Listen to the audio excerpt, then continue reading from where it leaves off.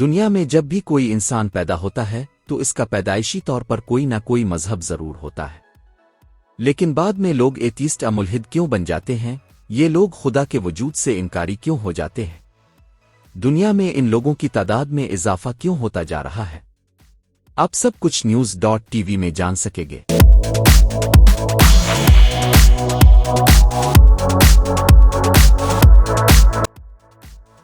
اس وقت دنیا بھر میں تقریباً 750 ملین لوگ ایتھیسٹ یعنی ملحد بن چکے ہیں۔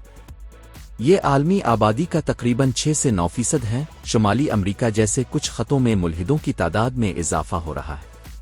ایتھیسٹ، ملحد وہ لوگ ہوتے ہیں جو خدا کے وجود کو نہیں مانتے۔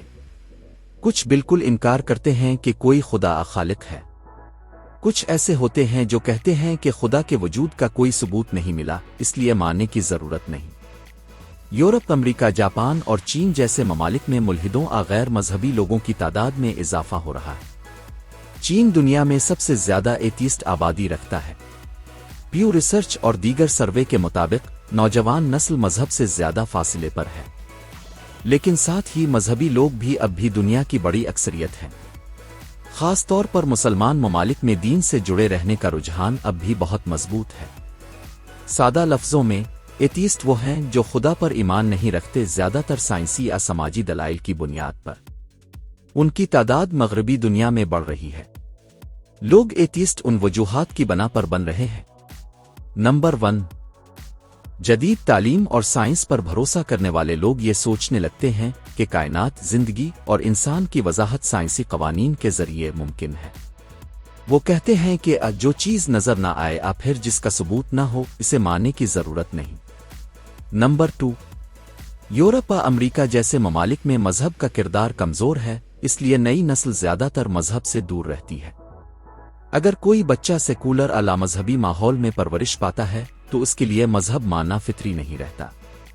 نمبر 3، دنیا میں تکالیف، جنگیں، ظلم، غربت اور ناانصافی دیکھ کر کچھ لوگ سوال کرتے ہیں، اگر خدا ہے تو یہ سب کیوں ہونے دیتا ہے؟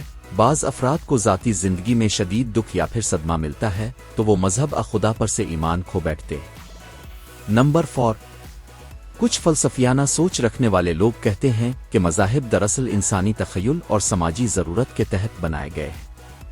ان کے نزدیک مذہب لوگوں کو قابو میں رکھنے، اخلاقی نظام قائم رکھنے کا طریقہ تھا، نہ کہ کوئی الہامی حقیقت۔